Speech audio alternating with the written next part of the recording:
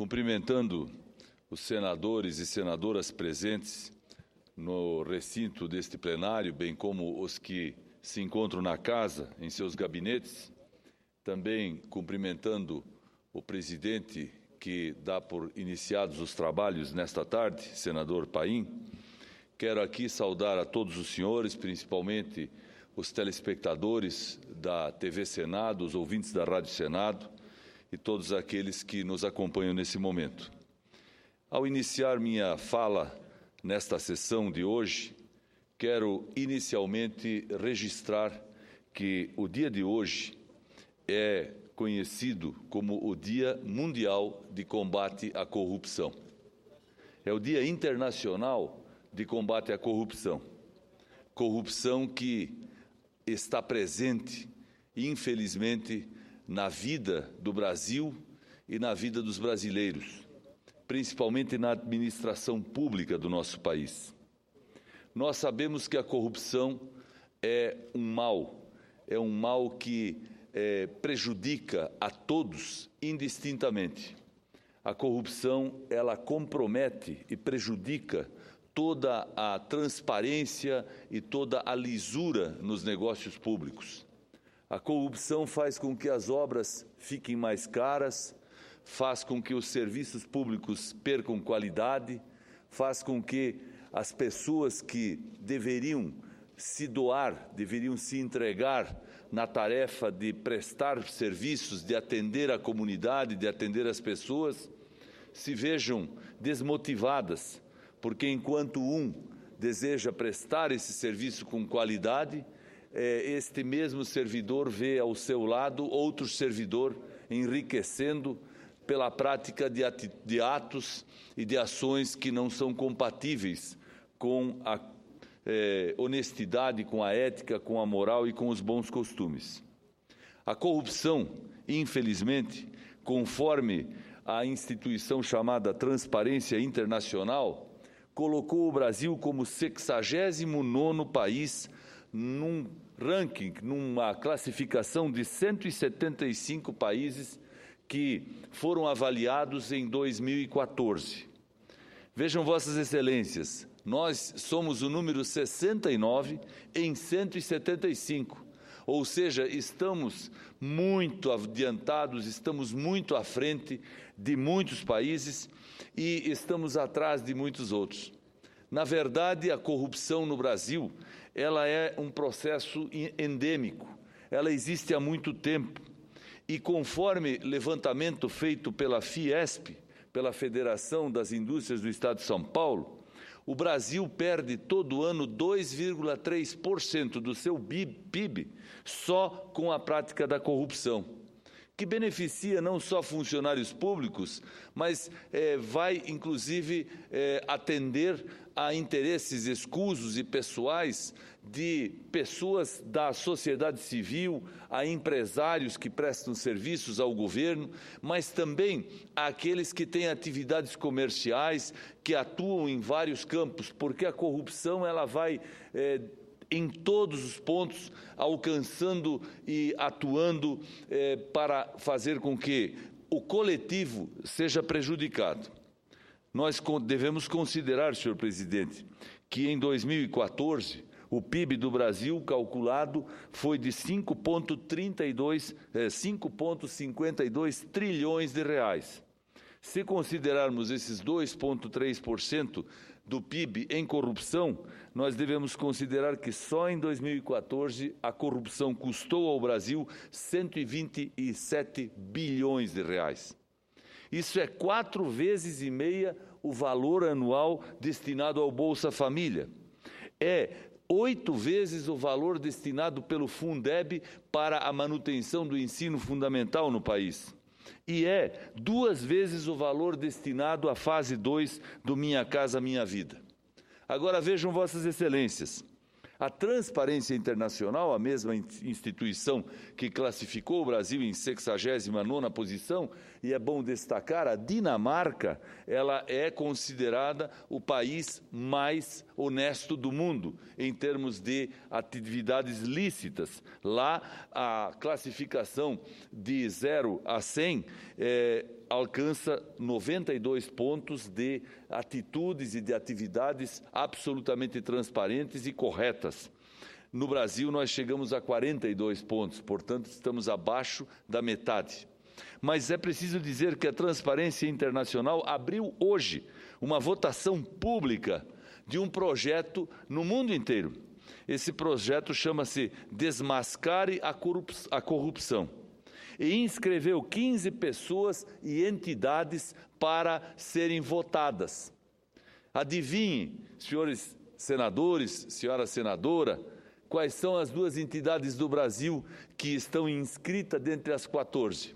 Uma é a Petrobras e a outra é mundial, mas com atividades no Brasil, em função da Copa do Mundo realizada no ano passado, é a FIFA, ou seja, a entidade que está acima da CBF, que hoje é investigada por uma CPI presidida pelo nosso colega, o senador Romário, de quem eu sou vice-presidente. Eu quero e quis destacar esses fatos aqui na tribuna na tarde de hoje, para justamente fazer uma ligação destes fatos com o que nós estamos vivendo hoje no Brasil. Nós temos um problema muito sério no nosso país em andamento, que precisa ser solucionado. Nós temos uma presidente fraca politicamente, que não tem mais autoridade, não tem mais liderança, aliás, não lidera mais nem o seu próprio vice-presidente. O vice-presidente fala com a presidente da República por correspondência. Eu já fui vice-governador do meu estado e muitos dos senhores e das senhoras que hoje exercem o mandato de senador também ocuparam posições de destaque de ministro, de governador, de vice-governador, de prefeito, de vice-prefeito. E eu fico me perguntando, quando o número 2 fala com o número 1 por escrito, mandando o secretário entregar a correspondência, porque o tempo do bom entendimento já se foi. O tempo da confiança recíproca já acabou. O tempo da solidariedade também. E eu não posso compreender, senhores senadores, que no nosso país nós não consigamos encontrar a saída para esses problemas que hoje estão tomando conta do nosso tempo e estão presentes na agenda de prioridades do país. Nós queremos, sim, o impeachment instalado. Não é porque nós somos da oposição.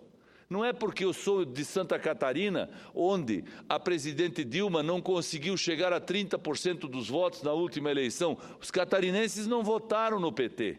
Os catarinenses votaram no Aécio Neves para presidente no segundo turno. E eu posso dizer aqui, com toda certeza e com toda segurança, eu, diferente do que está fazendo o governador do meu estado no dia de ontem, quando assinou um documento dizendo-se contrário à instalação do impeachment, eu venho aqui dizer que, em nome dos catarinenses, eu sou a favor do impeachment. Ser a favor do impeachment não significa aqui proferir algum julgamento precipitado ou antecipado. O impeachment instalado pela Câmara dos Deputados permitirá que o Brasil volte a um funcionamento regular em termos de administração pública, nós tenhamos outra vez projetos de desenvolvimento, possamos analisar novas propostas para o país e aí nós teremos tempo para analisar e julgar as ações e as atitudes da Presidente da República que são objeto do pedido de impeachment assinado por grandes juristas e políticos do nosso país.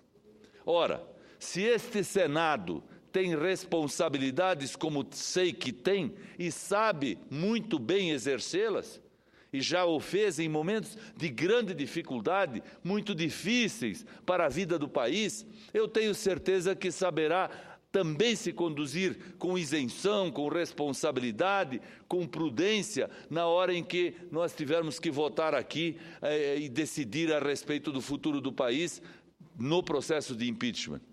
Não há por que postergar, não há por que medir forças na instalação desse processo. Ele é político, sim, mas tem todas as condições e todas as características de processo jurídico-administrativo a partir das informações do Tribunal de Contas,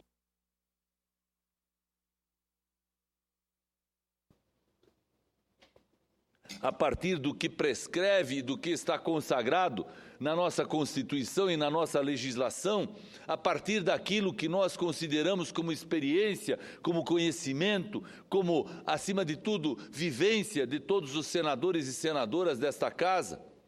É verdade que a Câmara dos Deputados tem uma responsabilidade muito grande, mas me parece, senadores e senadoras, que a Câmara dos Deputados já não está mais naquela postura e naquela posição de subserviência ao Palácio do Planalto. O deputado é um cidadão, é um representante público que todo final de semana vai para a base, vai para o interior do país, vai conversar com as pessoas. E os deputados, até mais do que nós senadores, diariamente, quando estão presentes no interior do país, sabem sentir e ouvir a manifestação da população que não quer mais corrupção, que não quer mais inflação, que não quer mais desemprego, que não quer mais falta de competência na gestão pública, que não quer mais excesso de cargos no governo, que não quer mais demora nas votações dos assuntos que lhes interessam, não quer mais essa população que o país patine, que o país fique no atoleiro. Essa população diz aos deputados todas as semanas, e eu sei porque eu convivo com todos os deputados e muito, que o Brasil precisa ir para frente de novo, o Brasil precisa seguir o seu caminho. Outros países avançam e nós estamos regredindo, vamos ficar muito distante das nações mais desenvolvidas no curto prazo. Por isso, digo a vossas excelências, com toda certeza, se a Câmara dos Deputados, a exemplo do que fez ontem, votar com independência, votar com autonomia, votar com equilíbrio, o processo de impeachment acaba sendo instalado. E se instalado, esta Casa terá a responsabilidade do julgamento. E o fará, tenho certeza, inclusive no período do recesso, se for preciso. Nós não temos a necessidade de ficar em casa ou nos nossos estados se o processo de impeachment chegar ao Senado e precisar ser iniciada a fase de análise e de julgamento. De qualquer forma, eu confio acima de tudo no meu país e confio nos brasileiros. E digo, como presidente da Comissão de Transparência e de Gestão Pública, comissão criada nesta Casa por proposição do senador Capeberibe. Eu quero dizer a vossas excelências, agora, neste final de ano, ainda estamos organizando os trabalhos da comissão, mas no ano que vem, essa questão da corrupção será, sem dúvida nenhuma, muitas vezes abordada na comissão. Nós vamos criar mecanismos para que qualquer cidadão brasileiro possa denunciar e informar atos de corrupção que ele conheça ou identifique, para que nós possamos varrer da vida pública do país e varrer, enfim, de todas as atividades do nosso país, essa chaga, esse mal, essa doença que tanto entristece, tanto deprecia, tanto mal faz para o país e para os brasileiros. Vamos fazer com que o Brasil seja maior, com certeza, com independência, com responsabilidade, com autonomia, sem fracassos, sem subserviências. E quem sabe nós voltemos, num tempo curto, a viver novos tempos. Muito obrigado.